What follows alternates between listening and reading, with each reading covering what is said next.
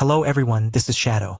Due to copyright restrictions on YouTube, I can't publish many of the audiobooks you love. That's why I've created a special paid service where you can enjoy over 300 high-quality audiobooks from platforms like Webnovel, Pocket FM, Audible, Wuxia, and more. Each novel comes as a one-time purchase, no subscriptions, no hidden fees. After payment, you'll receive full access via Telegram, along with all future updates for that novel. You'll find a wide selection of your favorite genres and titles, always in premium audio quality. Check the full list of available novels in the description. DM me now to get your favorite stories in audiobook form and start listening today.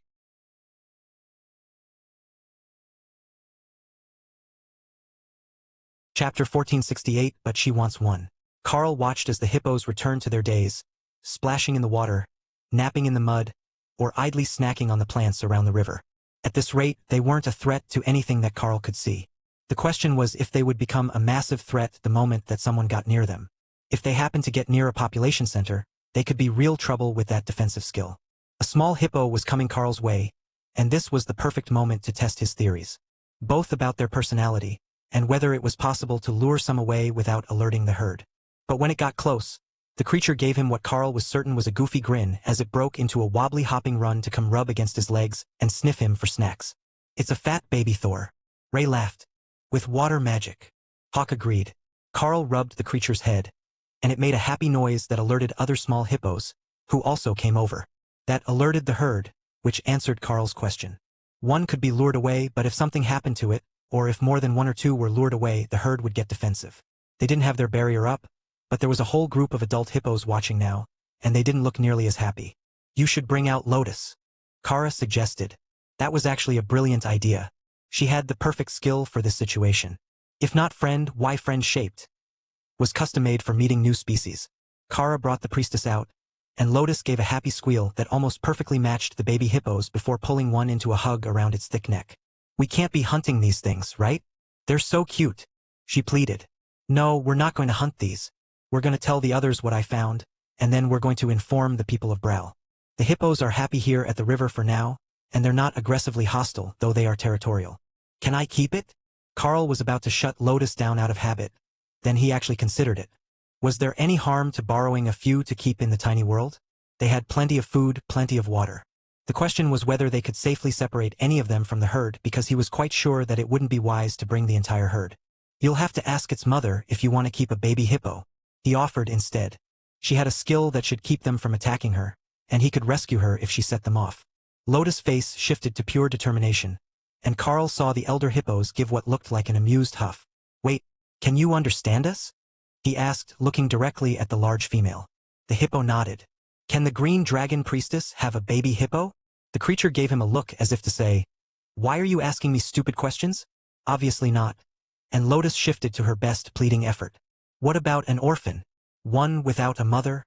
I will take wonderful care of it in your place." The hippo shook her head and called the little ones back, which brought Lotus to her, as she was draped across the back of one. The mother hippo shook her head, while Lotus tried pleading from a shorter distance, then gave up and went to play in the water with the little ones. The mother hippo gave Carl an exasperated look, but he just shrugged at it. Lotus was their problem now. "Ray, can you explain the situation to the others? Let them know that the hippos can understand us, and that the whole damage situation was because they're a water element beast that was left in the grasslands. Now that they're along the water, they're basically fine. I will come to talk to the prince in the tiny world in an hour or so when Lotus starts to get tired. I'm on it. The dragons say that they don't want to mess with 1,000 mythic creatures who can share defensive spells anyhow. Smart dragons." The baby hippos didn't last as long as Lotus did. Half an hour later, they were tired and ready to lay down along the shore, which Lotus didn't object to, but the mother hippo did. She used her flat-toothed mouth to pick Lotus up by her robes and carried her back to Carl, as if he was the guardian of this wayward priestess. "All right, I will send her back to clean up and rest. If your herd is happy here, I will tell the dragons not to bother you. But if you want a larger water area, there is a swamp region east of here, past a bunch of cities. 3 rivers run together, and the ground is saturated with water." Carl explained, knowing that the creature should understand, even if it couldn't answer. The hippo seemed to consider the offer, and Carl began to wonder if they actually liked grasslands and not swamps. Slowly it nodded, as if to say, "We will keep it in mind for later," and Carl took that as his cue to leave with a struggling Lotus dangling from his hand, eager to return to the baby hippos. "If you're good, I will let you come back and play with them later. First, you need to clean up, and I will hold a meeting with the dragons to explain the situation. Carl informed her, before unceremoniously dropping the priestess in the lake. Button laughed as her playmate arrived, and came splashing in after her, while the group of druids making lunch on the shore laughed and waved a greeting. To Carl. We will make extra so that there is lunch for the dragons as well. They're mostly napping up on the mountain right now, but we can send someone to go get them. One of the cooks offered. No need. This is my tiny world. I can make my voice heard anywhere in the space. I'll just call them all to the lake shore for a luncheon meeting in 15 minutes. The last part Carl broadcast, and the dragons began to rouse from their naps. They had been waiting for the fight to start. Chapter 1469 Not Fighting Hippos. Gentlemen and ladies, I have news. There will be no fight against the hippos today. They have a herd-wide unified water barrier, so unless we can overcome 1,000 of them at once, we won't be able to even get through it to harm them. However, they no longer appear to be a major threat. They tore up hundreds of square kilometers of grassland looking for water, but now that they're at the river, their innate magic is making the plants grow back faster than they're being eaten. As long as they don't get it in their heads to start attacking at random, they shouldn't be a major threat. However, I would write this territory off as theirs. It doesn't look heavily populated, and I don't see any signs of nearby cities, but someone should warn the king that they're here, and they're not easily injured. Like lightning Saro? One of the dragons asked. If they could combine their lightning barriers into one huge barrier, yes. The dragons shared concerned looks. That did not sound like a normal sort of ability, so they had to be some sort of defensive herd animal from the immortal realm. Native to the immortal realm, that was. Wait, we have a potential beast ranger with us. Do you think? One of the cooks asked. Only if they're totem rank or higher, because even the babies are mythic. Powerfully adorable. We had to physically remove Lotus from her chosen friend. The cook sighed. An invulnerable hippo would have been a perfect companion animal, but it was too strong to be bonded, as the power difference would tear the ranger's mind apart. That had been proven with some of the beast rangers in the first test group, when the university was doing the tests with Lightning Saro. Prince Nathan laughed at Lotus and Button, who were still playing in the water. I can see how it would be hard to separate her from a baby hippo. I take it that they're not innately aggressive. Not if they don't feel threatened, but they can also understand common. So, while they can't answer, they can pretty accurately gauge your intentions, and they're intelligent. That is wonderful news. They will control the other monsters, then. Which side of the cities are we on? You said they moved. Prince Nathan asked. Northwest of where we thought they were. I don't know the name of this river, but it's a good-sized one. The prince nodded. All right, I have a good idea. I will send a system message home so they know not to come picking fights with the hippos. The green dragons will be very sad. Carl smiled. If they have animal affinity skills, there's no reason that the green dragons have to stay away. Lotus has a skill for it, and they didn't attack her. But they also didn't attack me, and I have no formal skill for it. I do have an affinity for beasts, but not a skill like Lotus has. All right, I have notified the king that the situation is under control. I have also warned him about potential downfalls of breaking the balance, or about letting too many green dragons come to see them all at the same time. See, I knew that you would figure it out. The question is, what do we do now? The situation here isn't something that brute force can handle, and I suspect that the immortals might have just dumped them on us, hoping that they caused more chaos than they did. If they had turned towards the cities on their way to damper climates, they just might have caused mass casualties, but for now, they've caused a year or two of ruined crops. The dragons silently considered the options, and decided that it really was the best possible outcome. The hippos were powerful, but they weren't much of a menace if they were just going to take over a river valley. If they spread, someone could find a way to deal with them later. Definitely not an urgent issue. We could go to Gathai's? They've got a minor river monster issue and crocolisks and a huge market if you're looking to befriend the locals for the Darklight host. It's right on the border of Karb and Zindab southeast of here, about 300 kilometers. We could take a day or two to go fishing and clean up some of the croc infestation. Perhaps restock your items? You have to be running low by now, right? One of the shadow dragons suggested. Carl nodded. Indeed. I made some, but I'm still low on supplies. We could use a few days to just make more gear. How is the power level in Gathai's? It's a mythic rank fishing resort town. They have 2 aquatic dungeons that you need a boat to enter. Fortunately, the entrance is on the river, so it's fairly obvious you'll need one. Fish? We can hunt fish. Hawk suggested. That sounds tasty. Tian agreed. Do you think that hippos like fish? Lotus asked. I think that they mostly eat plants. But I'm not a hippo expert. Ophelia wrapped her arms around the soaking wet priestess, who had just walked out of the lake. We're keeping you in here. No more harassing the baby hippos, you're stressing their mother out. So cute. Carl realized that there was an actual reason that the green dragon didn't let her priestesses move into the ranger-type classes. Despite there being actual class options, he had seen that blended cleric and ranger-type skills. Bonding to one beast meant that you didn't get to cuddle all the others. That would just never do for a green dragon cleric. Ray agreed. The first day that she had met Lotus, the little priestess wanted to go play in the woods. A suicidally enthusiastic idea if she had been a regular bloodbath spider. It was moderately surprising that there were any of them left alive, actually. Chapter 1470 or keeping them. Why don't we rest here first? Nothing is going to bother us in the tiny world when we're right next to the hippos, and I can do my crafting. That gives everyone time to relax in the sun, go swimming, check on the eggs, or whatever it was that you wanted to do with your spare time. Carl suggested. Prince Nathan shrugged. You're not going to get any arguments from me about that. The mountain that you made is perfect for naps, and there are actually enough spots that I'm not stealing someone's favorite. Carl chuckled as he remembered that there was already a large group of dragons here, who had come to watch over the eggs, which were due to start hatching any day now. Everything was in place for them, and the teachers had even dragged Button into proper classes. After being properly horrified by the fact that the little forest dragon couldn't read, of course. Button didn't see the issue. They had tried to explain it multiple times, but they kept writing the reasons on the board, and as she couldn't read them, they really didn't make much of an impression.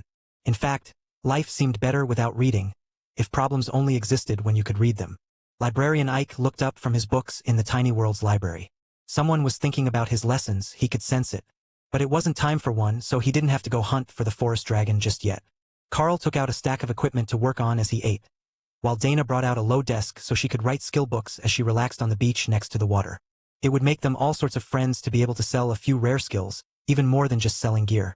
They were getting close to where they wanted to be, where dragon-controlled territories gave way to dwarven ones. So, a city on the border between a dragon-controlled nation and a dwarven one might be perfect for their purposes, as it would let them more easily recruit from both species to get all the craftsmen that a Darklight Host guildhouse would need. Most of the dragons from northern Gthuzan didn't have trade skills.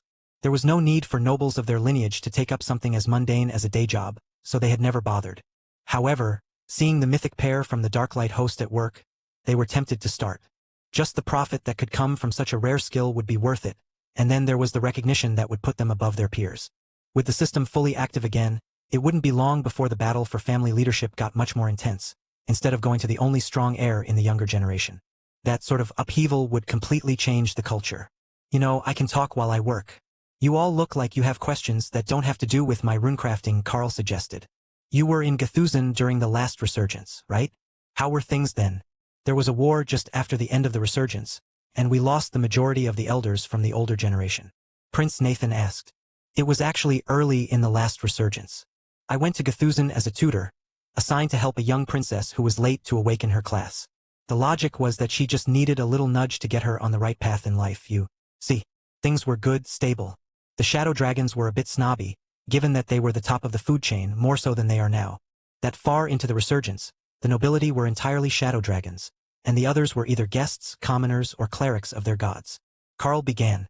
The dragons sat down on the sand around him, and Button settled in his lap, ignoring the fact that Carl was still trying to work. He moved the little dragon to his left so he could continue carving with his right, and waited for a follow-up question. So, it's true that the Shadow Dragon clan used to be all-powerful in Gthuzan? That's startling. While they were the entire nobility, they weren't quite all-powerful. There were plenty of other powerful dragons in the world at the time, and I'm told that the queen who took the throne just after I left gained immortality. Oh, to have lived in those glory days. Prince Nathan sighed. Carl laughed. You know, it wasn't all that it might seem. Sure, the shadow dragons were powerful, politically, but that meant that everything was a competition among the families. Nobody inherited anything that they weren't willing to kill to earn. Even while I was there was a bombing in the palace. A princess that had been born at ascended rank was showing too much promise, and it threatened the queen, who was about to become the queen dowager. Though she wasn't the crown prince's mother. He was born of a concubine that was killed in the palace ranking struggles. But he was the most powerful of his generation by quite a bit, so he was crown prince anyhow. The rumor was that he favored that little half-sister, and was going to give her a position in his administration. The shadow dragons blinked. And that was enough for a queen to attempt to assassinate a royal princess? The old days were much more bloodthirsty than the records indicate. Carl nodded. You're not wrong about that. What princess was it? Perhaps there are legends that survived the ages. Nathan asked. Princess Rue. Later the immortal Queen Rue. The Queen of Destruction. Prince Nathan realized. You were sent to train the Queen of Destruction, and presumably help her reach immortality. But that doesn't make sense. If you could teach her to become an immortal, you should be one yourself. Dana laughed, and shook her head, the tufts on her fluffy fox ears wobbling. Time is a relative concept. As an avatar of the world dragon he has been living, a non-linear existence. From his point of view, those are recent events. For the rest of the world, they were millennia ago. Ah, temporal magic. That explains a lot, including why our royal regulations expressly prohibit temporal dragons from the palace. Carl was surprised that they didn't prohibit him and Misty by name. They'd probably earned it. Chapter 1471 Power Shift. Carl was engrossed in making new items at the mythic rank, both powerful combat items and utility items with mana storage and domestic buffs. When he began to notice that something was changing in both his own mana and the tiny world, the energy was beginning to shift, and he could feel it spreading. For a while, he continued to work, making items as he basked in the power of the new energy. Then he realized what it was. He had left the entrance partially open to balance the tiny world with the outside world, but they were next to an entire herd of immortal realm hippos. The beasts were saturated with immortal energy, which was different from the mana of the mortal realms, and not just the space, but Carl's body were beginning to adapt to creating and maintaining it. In a way, that was a great thing. The energy density of the immortal realms dwarfed anything that the mortal realms could claim, and it was because of this change in the way their mana formed. But it also wasn't conducive to remaining immortal. Now that his body had started to produce immortal energy, he was going to be dragged into tribulation, and probably not with much warning or ability to delay it. And he wasn't the only one that noticed. Obviously, the first to notice was Dana, as the soul bond was pulling her up to the same level and adapting her body to immortal realm mana without any active input on her part. In fact, it was against her will as she was trying to write skill books which took precision mana control. However, there wasn't anything that she could do to stop the progression either, and the tiny world seemed to be enthusiastically eager to incorporate the immortal realm's energy. It had done this before, as she recalled, but the amount was minimal. This time, Carl hadn't noticed the issue until long after it started, and he had left a secondary entrance open next to the hippos for hours. At this point, they might as well just continue and finish rebalancing the energy. If nothing else, it would be good for the progression of the beasts. Kara was practically basking in the power. Whether that was because she was a chaos badger, a species that wasn't native to the mortal worlds at all, or whether it was just because she was Kara, Carl didn't know. But it was definitely beneficial to her.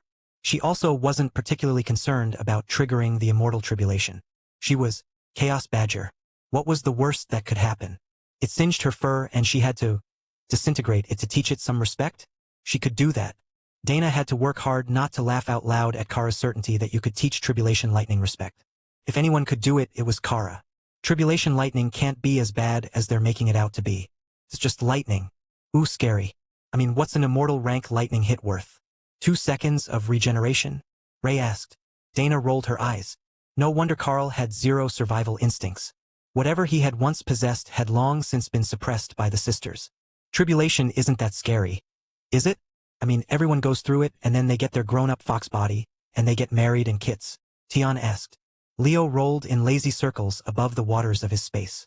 Is that how your mom described the process? I think she missed a step. You need to find a good mate before the married part. That's a lot of swimming if they're not nearby. That could be an issue, Tion thought. He got tired fast if he had to swim. His fur got waterlogged and it was a lot of effort. But the false island giant turtle and the stonefur divine fox were both species that naturally made it to the immortal realm. If nothing went wrong, they would simply advance without any real issues as a rite of adolescence. Even Thor mentally shrugged. It will probably hurt, but I'm pretty big.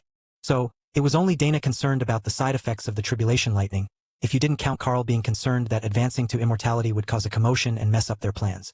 They had people to meet, a new branch to establish, and he was still planning. Dana reached out and swatted Carl as his mind turned to the intricacies of his family planning ideas. What? I'm not going to change my mind, he countered. Now is not the time for that thought. Everyone else is starting to notice the change in the space, and you are going to have to do something about it if you aren't going to cause a whole wave of advancements. Dana reminded him. Relax, what are the odds that there is even one other fully comprehended fundamental rule among the group? There is a good reason that nobody reaches immortality, and it isn't potential or opportunity. It's comprehension. You can't force it, and as far as I know, you can't even really teach it without writing your memories directly into someone else's head. Was that a possibility? Opal saw potential in the process. If she could just implant illusions directly into someone's head, it would be a brilliant way to show them an alternate reality. Though that was more of a hallucination than an illusion, a deviation from her path. Perhaps simply putting the illusion directly in front of their eyes so that it was all they could see, and they couldn't look away. That could be funny. Something simple like a system notification box with a select option to close would lead to hilarious outcomes. That was brilliant, Opal decided. What? I'm not going to change my mind, he countered. Now is not the time for that thought. Everyone else is starting to notice the change in the space, and you are going to have to do something about it if you aren't going to cause a whole wave of advancements. Dana reminded him. Relax, what are the odds that there is even one other fully comprehended fundamental rule among the group?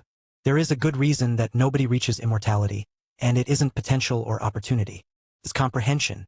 You can't force it, and as far as I know, you can't even really teach it without writing your memories directly into someone else's head. Was that a possibility? Opal saw potential in the process. If she could just implant illusions directly into someone's head, it would be a brilliant way to show them an alternate reality. Though that was more of a hallucination than an illusion, a deviation from her path. Perhaps simply putting the illusion directly in front of their eyes so that it was all they could see, and they couldn't look away? That could be funny. Something simple like a system notification box with a select option to close would lead to hilarious outcomes. That was brilliant, Opal decided.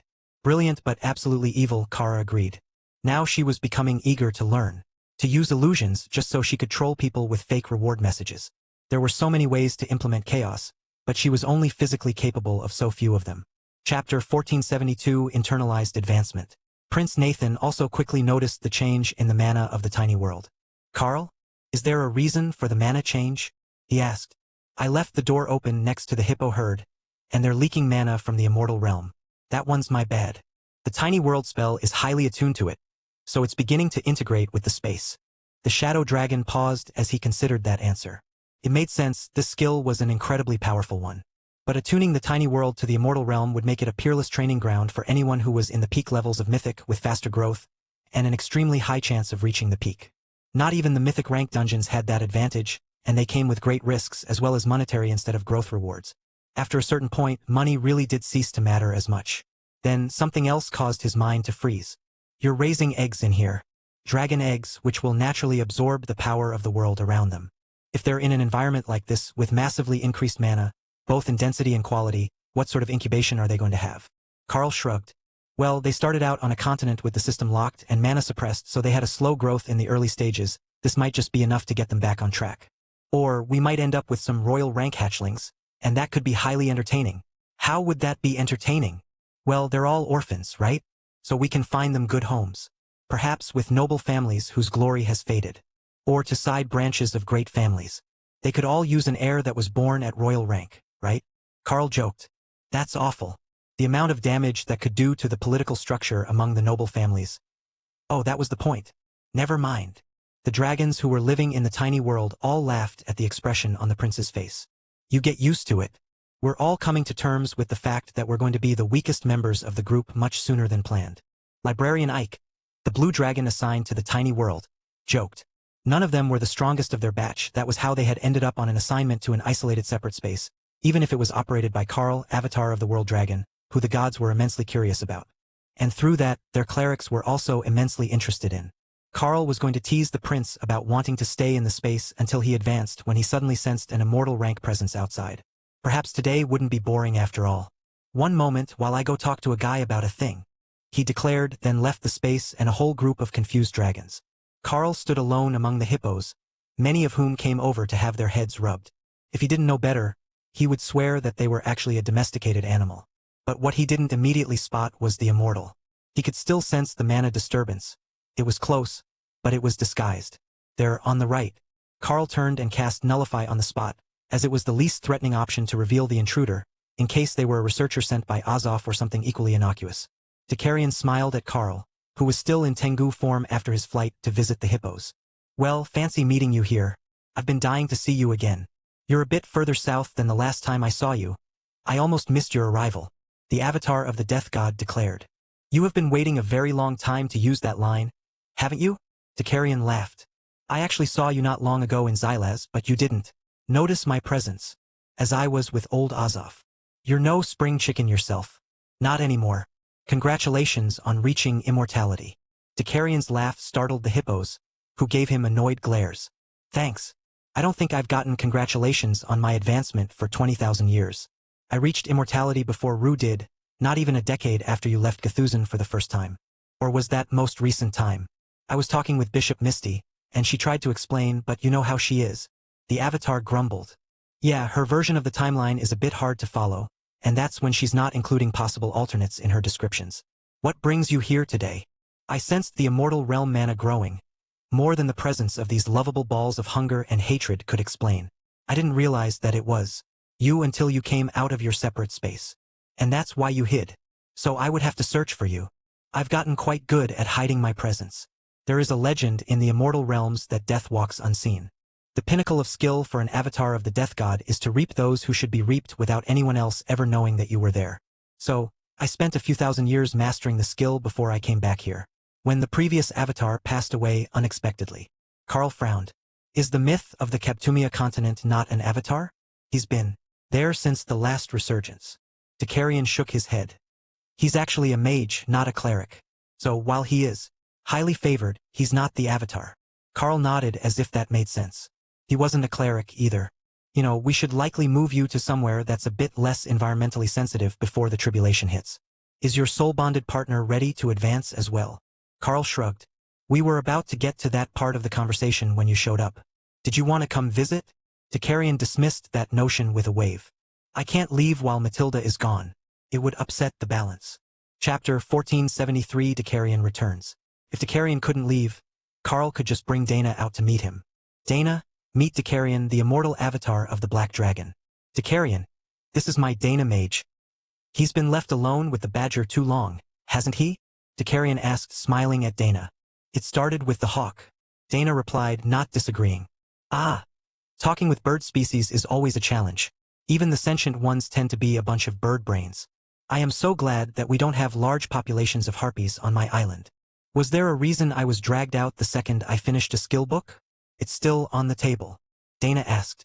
Carl grabbed the book and handed it to her, then gestured to Dicarion.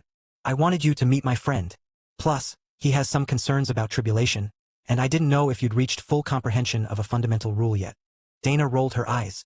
What made you think that I was slower to comprehend the fundamental rules than you were? Dicarion laughed. Oh, I like this one. She keeps you humble. What rule did you master? I am reasonably sure that Carl went for chaos. So are you order to bring him balance? Carl never finished chaos, but Kara did. Carl mastered mana manipulation, while I have finished the fundamental rule of mana manipulation, and I am working on completing the rule of conjuration. Dicarion looked impressed. And here I thought that Carl was the prodigy. He is. But he's not the smart one. Carl just shrugged. It might hurt to hear it, but she wasn't wrong. When it came to studying, she was always the genius of the academy. He preferred to crowdsource his decisions, in case someone had a better idea than he came up with. Of course, we have better ideas. Your ideas are boring. Ray insisted. Too much survives them. Dana smiled, and Dicarion gave her a curious frown. With the soul bond, I can hear the beasts talking in Carl's mind, and Ray was just criticizing his ideas for having too low of a casualty rate. Dicarion winked at her. I've met both bloodbath spiders and blood destruction demonic spiders before. They only approve of one death toll, and that is yes. Even if she's been tamed a little by outside opinions, I don't see that changing. Even the death god has to ask them to calm down now and then, so they don't run out of prey. Ray's thoughts were horrified at the notion. No more prey? That was like condemning yourself to a living hell. Perhaps the death god wasn't all bad, even if his whole sustainable population policy was annoying. Back to the important part. I can feel the tribulation building, and the fact that you've both got divine magic residue on you is practically making you lightning rods. Why don't we go to the tribulation mountains now, and we can wait for you to be forced to advance. If you've got a project to work on, you can do it there. If I'm wrong and the tribulation isn't coming, then you can come back to do whatever you were doing here. What were you doing here? Making trade goods to soften up the region in preparation for opening another branch of the Dark Light host. Dicarion took a small bottle from his inventory and silently took a swig. Yeah, that's the usual response among those who know. Carl joked.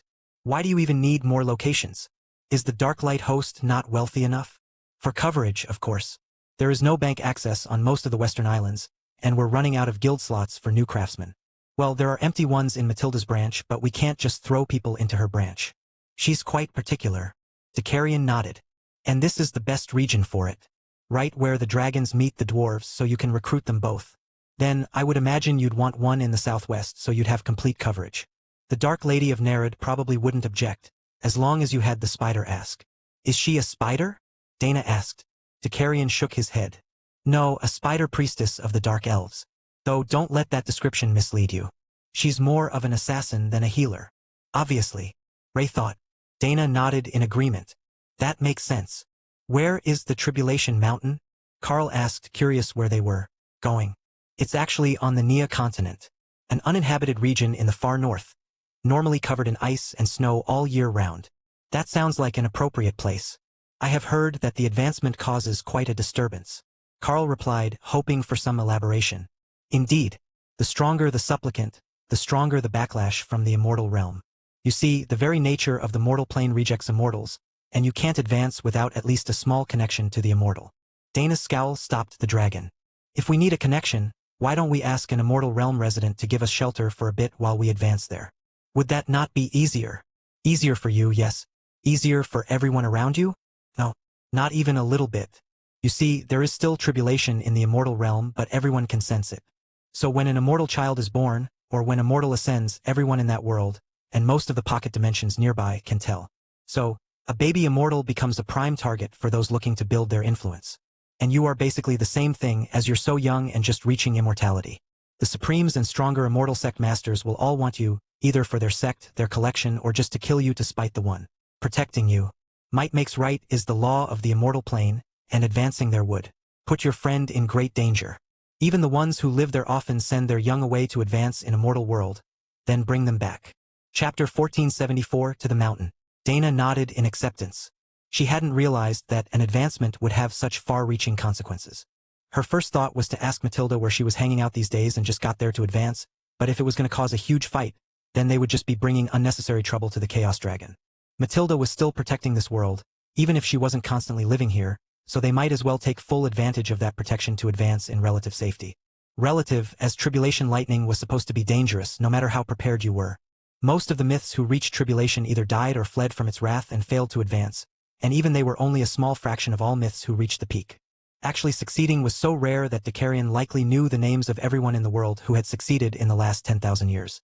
We should probably let everyone know that we're going to be doing a thing. Carl noted as Dakarian opened a portal. Is the badger asleep? I had assumed that she had updated everyone already. Carl checked for her and found that she was currently operating a betting pool on who would advance first, and how many lightning strikes each of them would get during the tribulation. You're right. Never mind. She's already informed everyone. The Black Dragon avatar laughed. You'll understand once you advance. Your tiny world's entrance is open. I can tell what's going on inside without physically looking inside. Oh, that will be an interesting ability to have. Carl's senses are so much more sensitive than mine. Dana realized. I'm sure his senses will still be ridiculously overpowered when he advances, given that he can see souls, and in a larger spectrum of light than most species. I can see by echolocation as well. Carl added helpfully. See what I mean? Trying to blind him is nearly impossible. But with so many ways to perceive the world, it also opens opportunities for deception. Those with the best senses are the least likely to question what their senses tell them. Dakarian informed them smugly. Oh, that must be one of your abilities. After all, hiding from every sense is too much to ask. But masking yourself and letting the target question their own sense is much easier. Ray made a mental note of that. If that was the best way to hide, then paranoia wasn't a bug, it was a feature of a successful hunter. Until it's used against you to make you crazy with fake input. Opal reminded her. Right, there was a balance there somewhere. Becoming the perfect immortal hunter wasn't going to be as easy as she had hoped. There were still far too many tricks to learn, using skills that weren't possible even at the mythic rank. Carl followed Dakarian and Dana through the portal, and then shook out the wings of his Tengu form as icy wind blasted through them. Man, how are we supposed to get any work done here?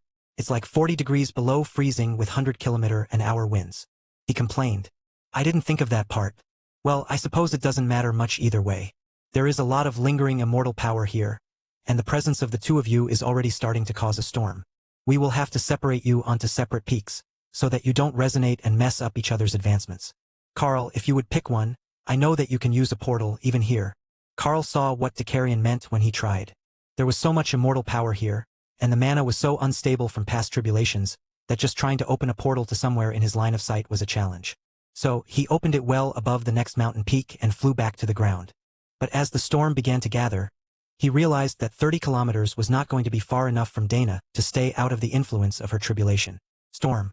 The clouds were gathering over her head, spreading in a swirling circle, as if there was going to be a tornado, but the lightning in the sky was a rich purple, not any sort of natural shade. Deucalion was also backing away now, so that his immortal presence didn't interfere. Outside interference could help to some extent, mitigating the damage done by the tribulation lightning, but the Avatar knew that while you could pass the tribulation that way, it would cripple the growth of the immortal after that point. For many eons, it had been the standard for helping children advance. Letting them suffer direct tribulation lightning was seen as cruel and inhumane. However, the number of years taken to advance one sub-rank within the immortal realm began to steadily increase with each generation. But they were so far apart that most wrote it off to poor bookkeeping or previous generations bragging about their geniuses. Only after hundreds of thousands of years did they finally have a researcher graph the trend and realize that either the immortal realms were weakening to the point of collapse, or something had gone wrong with their training methods. The researcher had been a blue dragon, and when Deucalion went on a tour of the immortal worlds to stabilize his advancement, he had come across the library where the records had been collected. They had dragged him in for nearly 5 years, analyzing his advancement and growth rate, compared to the normal rates in the immortal realm, so they could test the recovery of potential after generations of it being burnt. It had been an informative time, and a firm confirmation that all blue dragons were the same. No matter where you put them, they just studied different topics. The storm above Dana was growing fast as Carl moved away, separating them by 3 mountain peaks. But the tribulation wasn't the only thing that he could sense. They had visitors. Chapter 1475. Lock it down. Some of the souls that Carl could sense were familiar. Immortal Azoth was one, and he didn't look like he was about to attack anyone, so there was some hope that the others weren't hostile. Or perhaps things only got truly dangerous after the tribulation was finished. As a preventative measure, Carl sealed the tiny world. There were strange immortals here, and Deucalion had said that they could see inside if the entry had been left open even a little bit. That would never do, and if he was in the middle of a tribulation lightning storm, he would be far too busy to save the people inside from outsiders tampering with their living conditions. Other presences were not familiar, though a few of them felt friendly, for a lack of a better description. As if they were making a point to let everyone know that they had come to observe and not to start a fight. However, there were a few tense watchers, and Carl could sense that they were doing their best to analyze everything about Dana. That would inevitably lead them to him through the soul bond. For someone of their level, it wasn't hard to find, as their power levels were nearly perfectly matched, and after a few minutes of imbalance, they would naturally try to compensate. Which meant that Carl's own tribulation was not far behind. It simply wasn't possible for them to remain in different realms for too long. The storm continued to gather, and the mana around Dana began to churn, crackling with the immortal energy of the tribulation lightning. For one brief moment, everything was still, as if the process had stalled. And then the first bolt struck. The tribulation crashed into Dana's shield, lighting it up with power, and leaving a lingering aura of power that soaked into every cell of her body. A split second later, a second strike landed, then a third. Again they failed to break her barrier, and the leftover power soaked into her body, increasing Dana's physique with every strike. 3 strikes made the next volley, and this time her shield broke, letting a bit of the final tribulation lightning strike her directly. But Dana had her barrier back up in seconds, while the storm brewed, and more powerful lightning gathered high in the atmosphere. The strikes weren't just increasing in number, every lightning bolt was stronger than the one that came before it. Belatedly, Carl realized that he really should have done some more research on the phenomenon so that he would know what to expect, what was normal, and what was considered to be an impressive showing. It was too late to do the studying now, and he couldn't even ask Remy, as the Naga Queen was busy watching Dana's advancement and wouldn't break away to do last-minute research. It was more important to give the Dana mage her moral support. The volley of 4 lightning strikes broke her barrier, then the volley of 5 actually got a full strike in on her after her shields fell. Her armor spell scorched with the tribulation lightning, and the power lingered in her body. Seconds later, a volley of 6 lightning strikes, so close together that they were almost one single lightning strike. Then the lightning just stopped. The clouds began to fade away, and for a brief, horrifying second, Carl thought that it had failed. Only, the tribulation storm began to form over his own head, and the lightning began to charge again, preparing to put him through the rite of passage. However, Dana's progression wasn't quite finished, and her power level was still growing as she absorbed the power of the tribulation storm. Do you think that we're going to get to share in the power buff? If we can piggyback on the lighting, I think that we can get enough strikes that Carl's fur will smoke. Kara suggested. Are you trying to get me fried to death by tribulation lightning? No, maybe. Not all the way to death, just a little toasty. Ray laughed at the thought of Carl with singed fur. His body was so incredibly durable that he was rarely in real danger, and they had never seen him looking that sort of bedraggled, even on bad days. At least my brothers are looking out for me. Tian thumped his tiny chest. If you do get singed fur, I will heal it right up. The boy might be a bit off track, but he's got the spirit. Dana's power began to stabilize, and she sat down to meditate, while the storm built to a furious crescendo above Carl's head. Is it just me, or is this one stronger than before? This storm is definitely stronger than the last one. Isn't it? Thor asked. I think you're right. Does that mean we're not getting bonus lightning? We'd better get bonus lightning. I read a book that said 3 and 9 are the luckiest numbers for tribulation. Remy countered. Ooh, so we might get a short one? Even Dana could hold her shield up for 3 strikes. Carl, don't use any barriers. I think that it works better if it hits you directly. Kara insisted. Ooh, if 3 and 9 are best, wouldn't 999 lightning strikes actually be best? That's 3 nines. Opal offered. That sounds like it would take too long. Are we in a rush? If the Carl is immortal, that means we've got literally forever, right? Even if we sit here under the lightning for a year, it's fine. Remy noted. Kara considered it. A year of burnt fur might be too much. The smell would be overwhelming, no matter how much fun it was to watch the first time. Or maybe the deal breaker was that it had to get through your defenses. If that was the case, then letting it hit them would be a bad idea. They could mess up their whole chance on a weak single lightning strike. Keep it up for the first 2. The stronger it gets, the better. Chapter 1476 Vague Details. Carl laughed. Remy, read the book fast. See what the overview on the first pages says, and then tell me what you found. They still had a couple seconds, as the lightning storm was continually building, and they hadn't reached that momentary pause that would mark the release of the first lightning strike. He had been paying attention to Dana's advancement, but what Carl hadn't anticipated was that there would be exalted guests to watch his own. The other immortals were present, which was no shock, but Carl could sense the arrival of someone who had divine energy in their body, a demigod rank or higher being. Someone who really shouldn't be in this world at all. Oh, maybe it's the cat. I owe him a punch in the face. Kara noted. Probably not a good idea while you're still mortal. Not a good idea when you're immortal either, but it's not going to stop her. Have some faith. I will get my vengeance. The first strike of lightning ended their banter, and very nearly ended the mountain, as the massive lightning bolt crashed down onto the eternal lightning barrier. The tribulation that had hit Dana's barriers was nothing compared to the fury that was being unleashed on Carl's defenses, and Kara silently cheered for it. If it was strong enough, it was definitely going to get through eventually, and then she would get to see what Carl looked like with singed fur. It would be a good reminder for him, the way that the scar on her face reminded her that not everything that looked like it would taste good was good to taste. The entire mountain shook with the fury of the tribulation lightning, and large cracks formed in the stone under Carl as his defenses failed to contain the power that he had deflected. But he had a solution for that. Hurriedly, he carved runes into a small lightning element stone of the mythic rank, to focus and absorb power.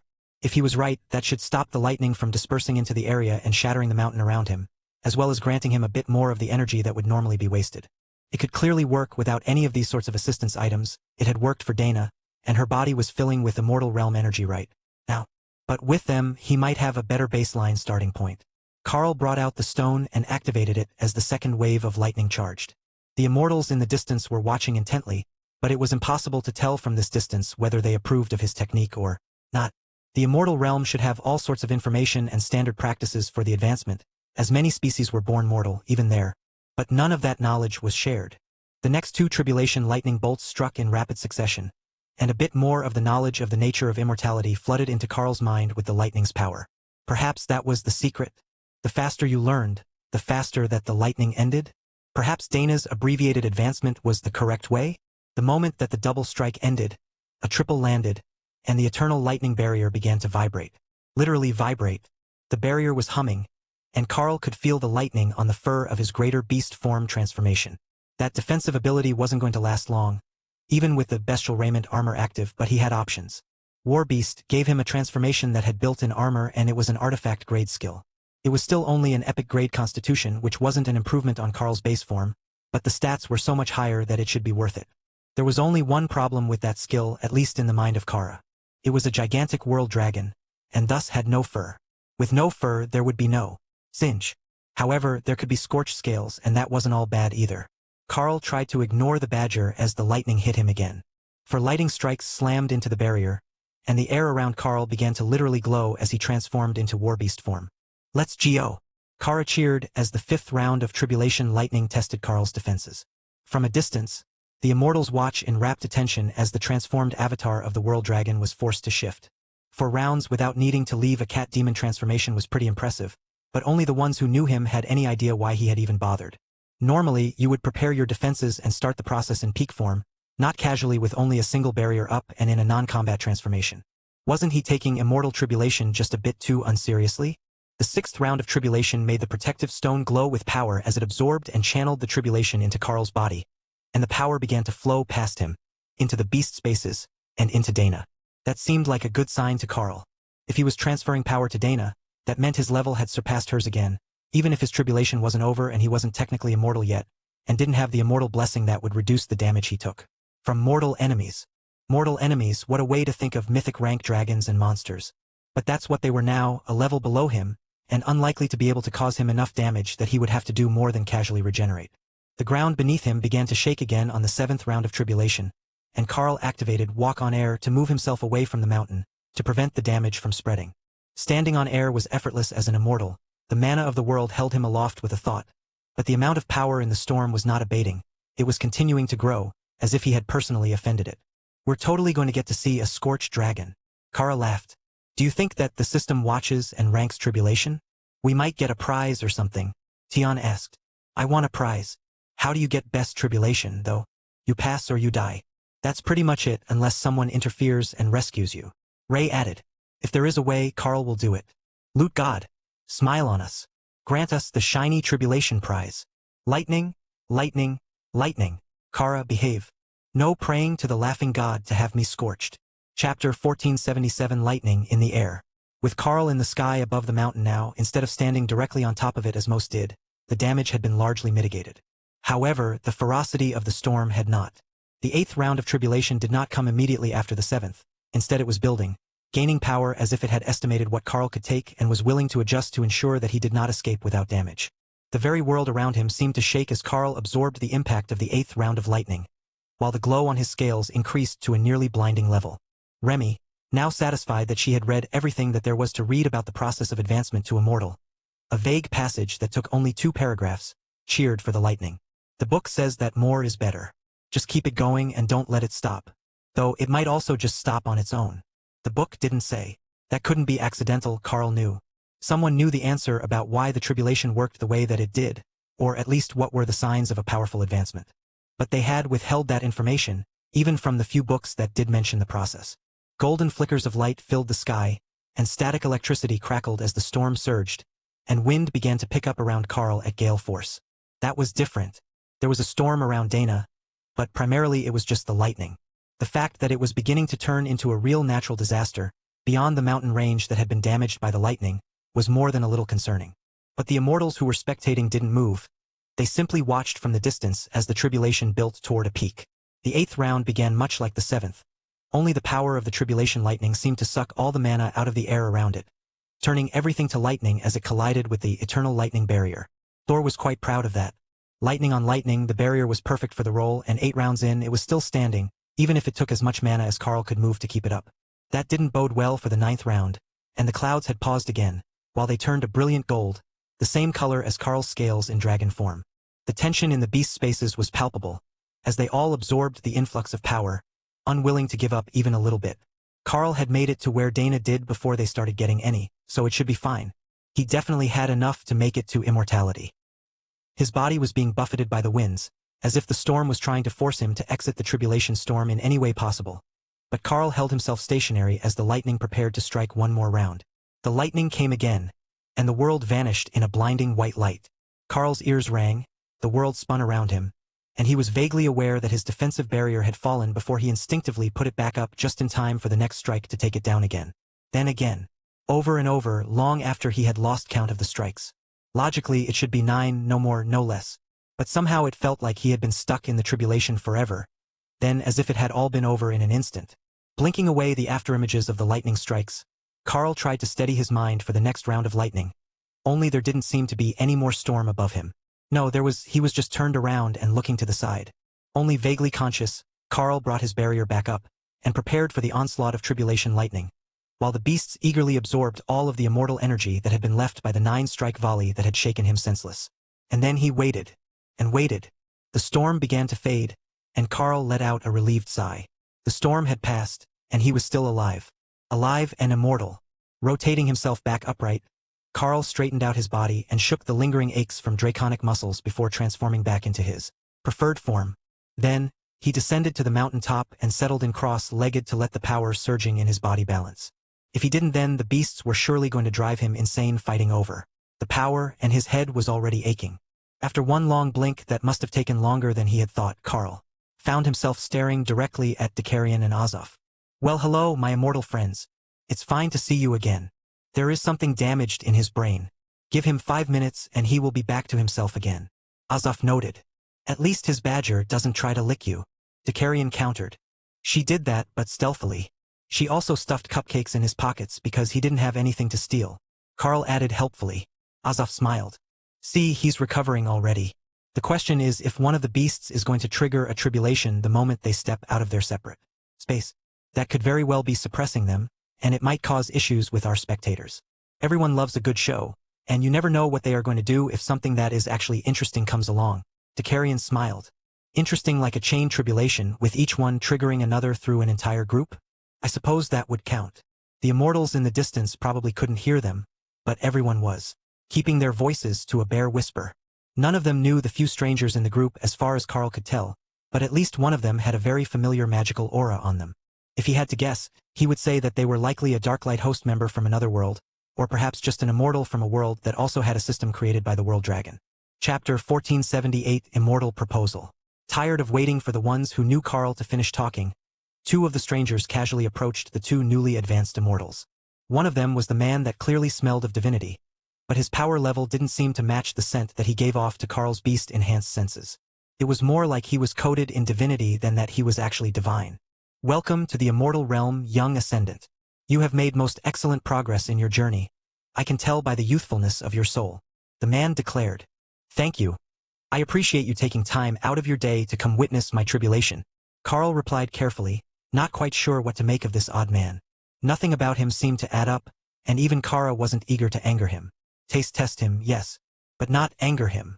I know that you are surely frazzled from the advancement, but tradition dictates that you choose right now whether you will cripple your progress and remain in this world, or come with us to the immortal worlds. The man continued. Carl turned to Dakarian, who nodded. It's not an exile. Not exactly. But if you choose to stay here, you will have to start your journey to the immortal worlds entirely without guidance from a local. While if you do go today, your welcome back to your home nation only depends on your relationship with the local leaders. So, a test of quick thinking, is it? I can understand the need to stress test new immortals to see what they're made of. Carl replied. The man smiled. You are an interesting pair, I will give you that much. The one called Dana said that she would be doing whatever you chose, and your first instinct isn't to panic, but to buy time to think and communicate with casual conversation. I will take that as a compliment. What sort of place is it that you're taking us to if we agree to leave for the immortal worlds with your assistance? Not that I have any particular objections to the idea, but if the offer isn't something that will work for me, I do have a few other options. Options? The other strange immortal asked. Fellow Darklight host members. I could apply for a transfer to one of their branches. The immortal nodded. Interesting. Yes, the Darklight host is active on many worlds, as I recall. However, a transfer for a newly advanced immortal that they haven't ever met? That's a fairly large request from a guild master. Carl shrugged, unconcerned. They had been at his wedding. Surely they would not be too upset about him requesting a transfer.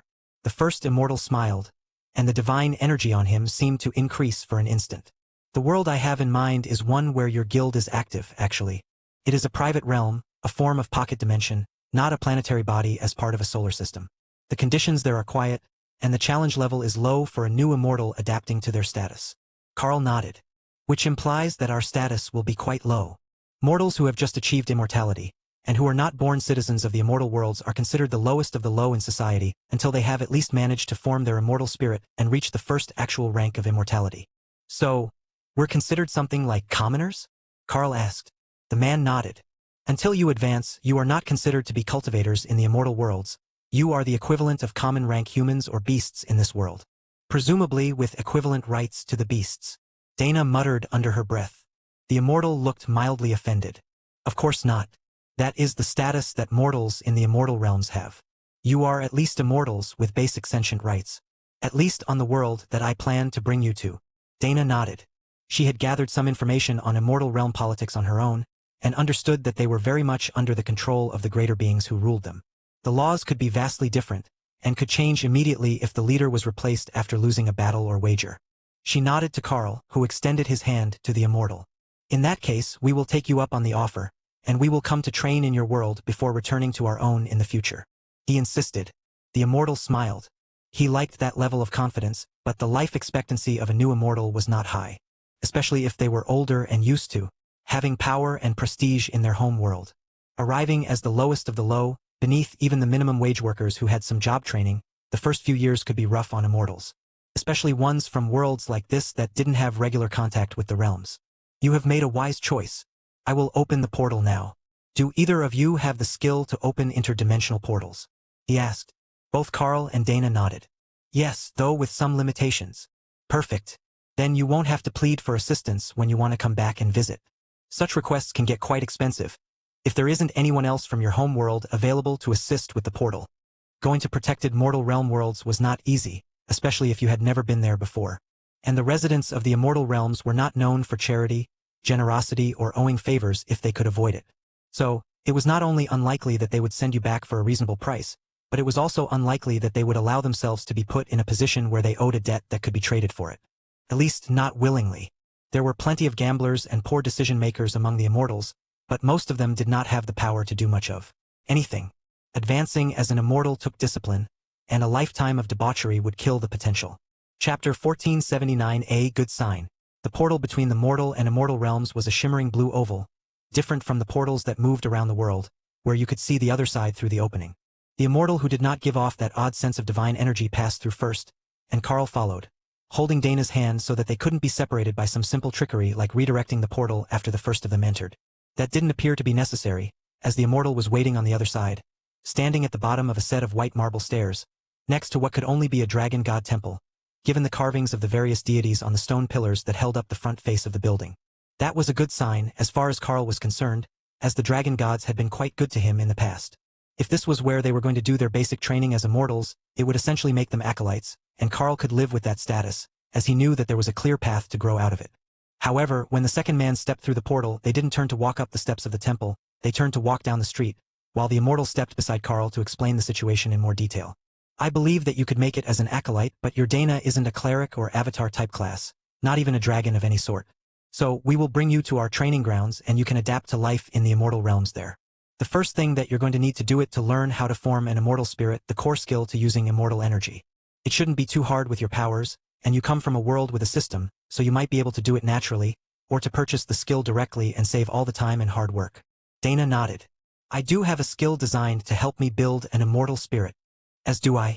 It shouldn't take long before I have the skill mastered, and then we should be able to move out of the stabilization phase of immortality, right? Carl asked. That is true. But building a reputation and power base here takes time. The immortals rarely do anything in a hurry, and they can be notoriously hard to move from their stationary way of thinking about the world. They have mostly been doing the same things for so long now that any disruptive force becomes a personal threat to them. Dana frowned. I had suspected as much, from the information that I could gather. But doesn't that mean that a pair of fast-growing young immortals is going to attract all the wrong sorts of attention? The immortal with the divine energy signature shrugged. That's likely true, but there is a fine line between threat and protégé. If you manage to impress some of the older immortals, they will speak up and look out for you. That sounds reasonable. I still feel like there is some sort of catch here, but I'll follow your lead, she agreed.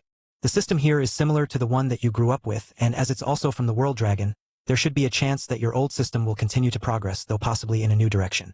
One which will better fit the immortal world. The other man added. That would be interesting.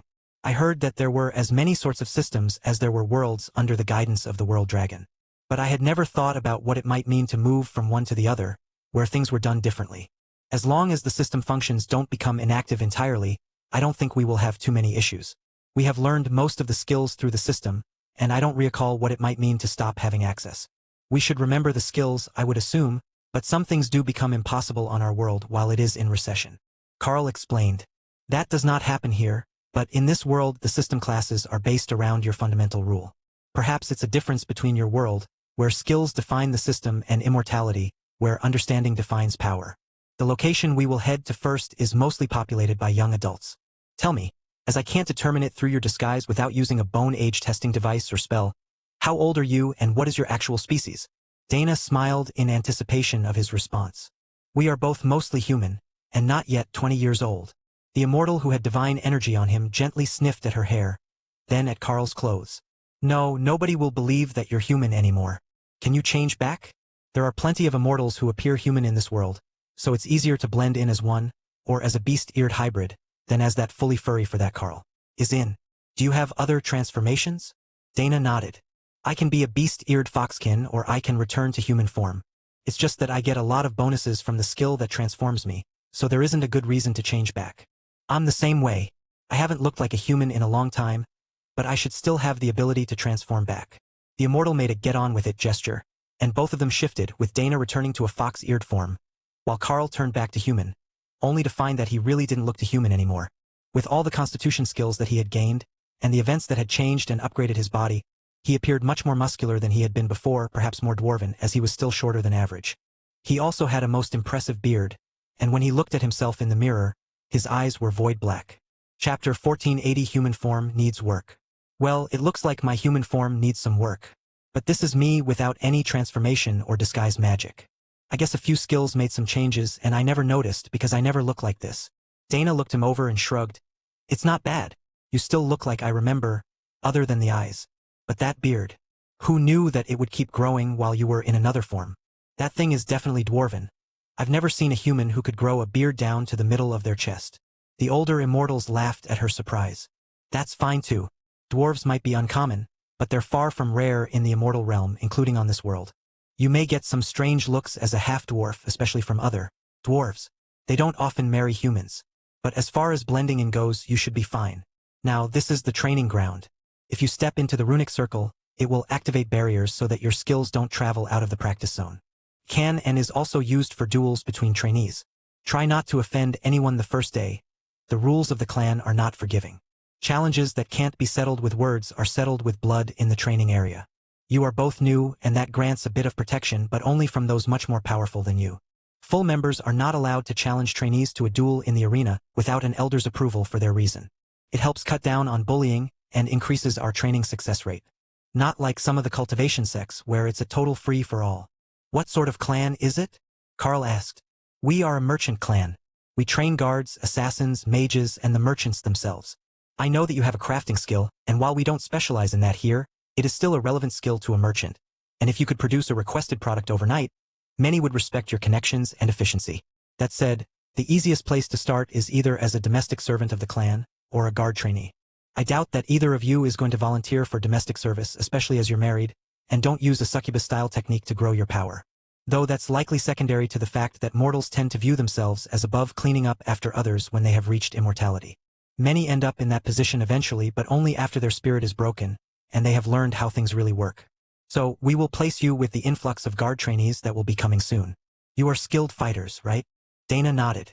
Yes, I am a mystic blade master by class, specializing in golems and bladed combat. If it's about a duel, I should be alright, as I have an advanced parrying skill. Carl shrugged. I might have mostly relied on my brute strength to keep me stronger than others in the mortal world, but I have a fair number of skills specifically for combat. However, I mostly specialize in training beasts and large area damage. So, I'm not nearly as skilled at duels, I'm just very hard to injure. The immortal laughed. That's a skill of its own. The one who can remain undamaged when others try to mess with them often does better than the one who can hit the hardest. There are Mei who specialize in body enhancement-related techniques and fundamental rules here. In order to properly fight at the immortal rank, you will need to imbue the rules you understand into your attacks, and use them to overpower your opponent.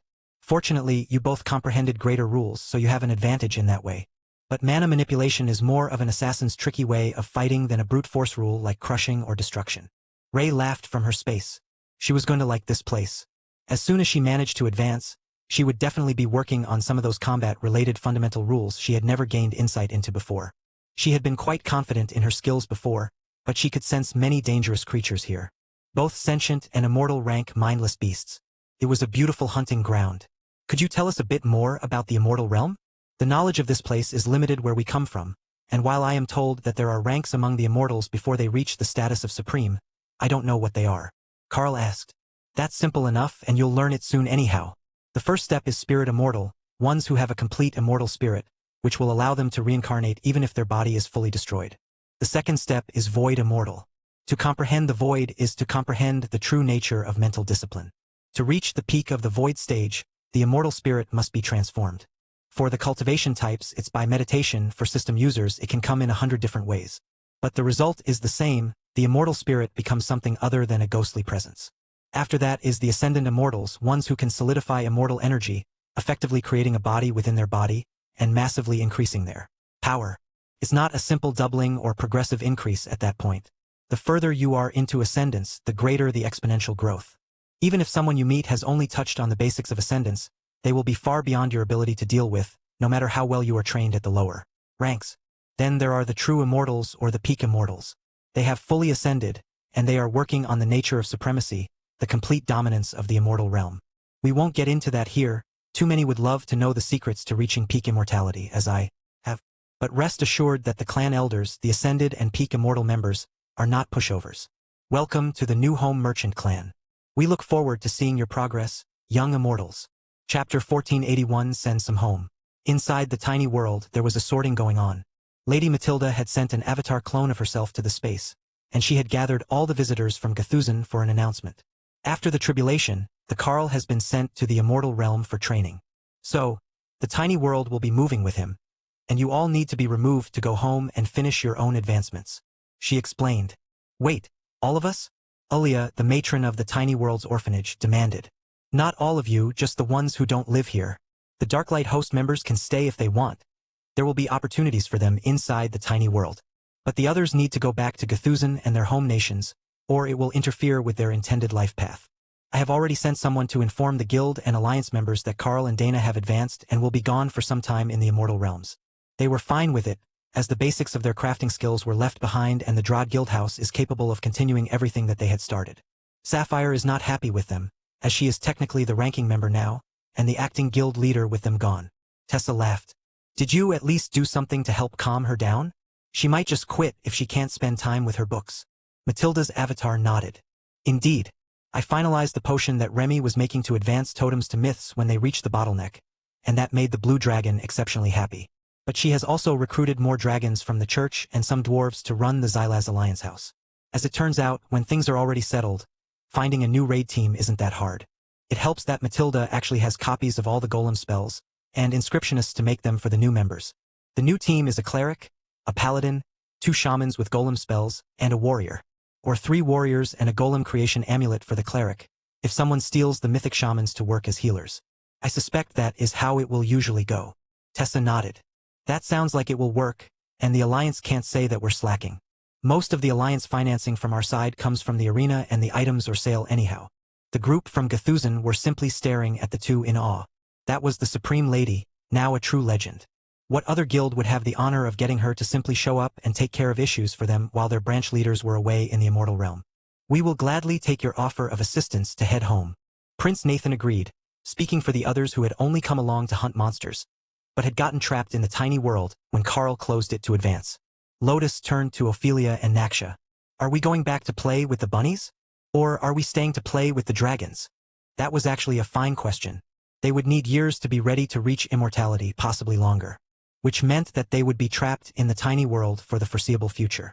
However, something about Matilda's smirk at that question said that it might not be such a bad thing to remain here for some time, possibly because of the way that the mana was changing after Carl's advancement. The tiny world was still being fed by him, and it had begun to change after being left open near the hippos. So, it more closely resembled the immortal realm now than the mortal, even with the dense mana on the Dragon Isles. We will stay for now. Once Carl and Dana are comfortable in their new home, we can get him to open us a portal to the Xylaz Guild house so that we can go back and forth. Lotus nodded in satisfaction. That was a good option, especially with the adorable griffin patterned golems in that house. Mythic rank gargoyles would keep their house safe while they were gone. They should have let Carl make them new stuff to protect the houses. But they could bring it back the next time that they went to visit, and that would still be fun. It might make some of the locals, like Lord Drod, a bit insane if they had immortal rank gargoyles in the house, but Lotus knew the trick to blocking the feeling of their presence now, so it should be fine. If you were in the house, you would feel the difference in the mana from the active spell, but it wouldn't terrify everyone like a bunch of actual immortals would.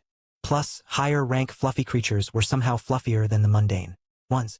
and she would get them faster by staying here. We agree to your terms. We will train in here for now, and then when it's safe to open the portal again, we will go check on the Darklight host back home. The projected image of the Chaos Dragon gave her a knowing smile. I knew that you would see it my way sooner or later. Alright dragons, time to go home. Everyone line up and I will open the portals to Gthuzan. Say your goodbyes to the guests here in Carl's world. The goodbyes weren't tearful, but the dragons were still reluctant to leave this strange and powerful place full of strange druids and dragon eggs. It had been an adventure of its own, just being here for a few days on what would amount to a vacation, given that they mostly sunned themselves on a mountain face or played in the lake. Ophelia knew that they would spread word of their trip to the nobles of their nation, and then slowly to the rest of the continent as gossip. The question was whether anyone would believe it, telling everyone that both leaders of the Darklight hosts branch had reached immortality on the same day would seem like an absurd dramatization to anyone who didn't know them, and the soul bond was a rare bit of magic that most had never actually seen in action. Hello everyone, this is Shadow. Due to copyright restrictions on YouTube, I can't publish many of the audiobooks you love. That's why I've created a special paid service where you can enjoy over 300 high-quality audiobooks from platforms like Webnovel, Pocket FM, Audible, Wuxia, and more. Each novel comes as a one-time purchase, no subscriptions, no hidden fees. After payment, you'll receive full access via Telegram, along with all future updates for that novel. You'll find a wide selection of your favorite genres and titles, always in premium audio quality. Check the full list of available novels in the description. DM me now to get your favorite stories in audiobook form and start listening today.